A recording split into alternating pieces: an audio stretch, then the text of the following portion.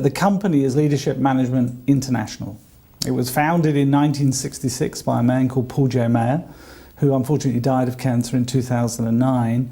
But prior to his death, he was acknowledged in the US as the #1 author of people development material. And I say development material rather than books as such, because what Paul decided was that he would develop methodology, if you like, in a program as we call it, that would help people become as opposed to just read about.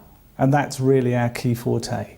And he also decided that we would work as a franchise licensee organisation worldwide, and we're now in 60 countries, 24 languages, and growing all the time. We have franchisees all over the world, which we call franchisees licensees, about 500 around the world, and the whole system works.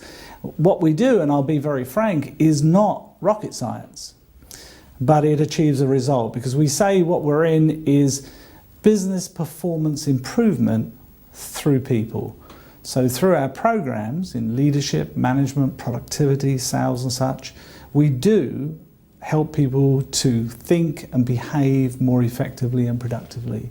And that's really the business itself. My name is Nick Howes. I'm from Coventry, and I've recently become an LMI UK franchisee, having previously for 2 years been an associate of an existing franchisee. My background is not in business at all. It's in working with charities and people leading and managing in the charitable sector, leading in churches and aid organisations, effectively running leadership development and personal development courses. And so I've then recently, as I came across LMI, joined the business world. But my background is very much in the kind of developing, coaching, helping people, but in a not-for-profit sector. I went the route of becoming an associate before investing in my own franchise. So the advantage of that was that the initial investment was smaller, and it gave me an opportunity to see the business firsthand. But in essence, for me, it was all about the quality of the product. And so, again, I was having worked in this sort of area, developing people, but in the charitable sector, and then was hugely aware of the kind of ineffectiveness of some of the things that we were doing. So I was introduced to LMI by an existing franchisee, and just could see immediately that the way these programs were structured, the content and the facilitation process over time was just going to be, it was exactly what I was after. So in that sense, I fell in love with the product, and then it was about finding out about the business. So I think knowing that the business is something that in an area that you're really passionate about is for me, that was the key thing. I'm often asked about the ideal profile of a successful franchisee. And the best way I can answer you this is very simple. We rarely ever take on people who naturally fit the kind of markets we work in. We take on people who have a genuine desire to work with other people, to help them to achieve, to help them realise their potential, to grow. I'm also asking, we have profiling tools. Should I profile before? I never profile anyone until they join. And the reason for that is very simple. I want to know where they want to go, not where they've been. So you can have somebody who's perhaps been in banking and then they want to get in people development, or they've been in manufacturing and they want to go into a different area. That's fine. I'm more interested in where they want to go, where their dreams and aspirations are, rather than where they've been. Obviously, having people with a reasonable background, business-wise, is good, but it's not essential, providing they accept that they are buying a business, and that's key. I also have right now, I have a particular focus that I want to get younger franchisees on board. And by that I mean 30 years and above typically, although I look even younger, because this is a young world. It's said that the average age of the most successful companies in the UK is 35.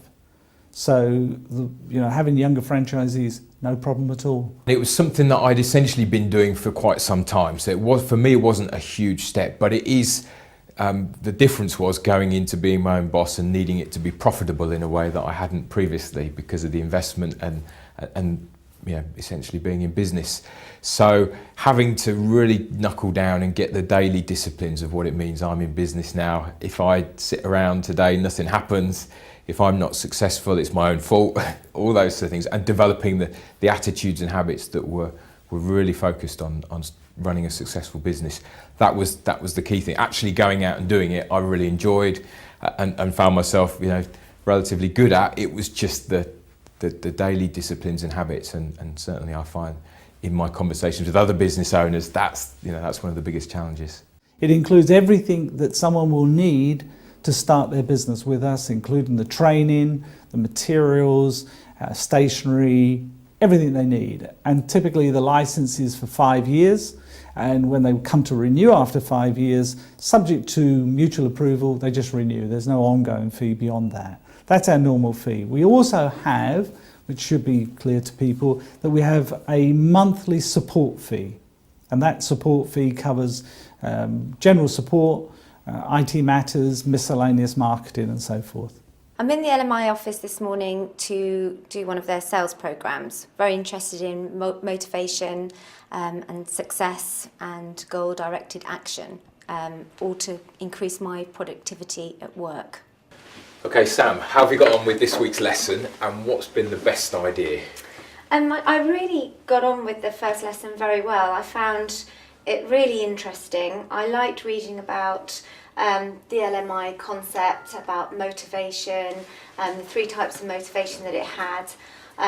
For me, the goal, the short-term realistic goals were quite important, because I felt actually I didn't have any goals that were specific or measurable, even though realistic to myself. So for that, I think that was good. Right, okay. And were there any areas where you thought, this is where I can begin to start setting some of those short-term goals? Yes, thinking about personal, monetary gain, family life, and just starting with some simple ones that I could measure and keep on track of, and apply them into my daily business.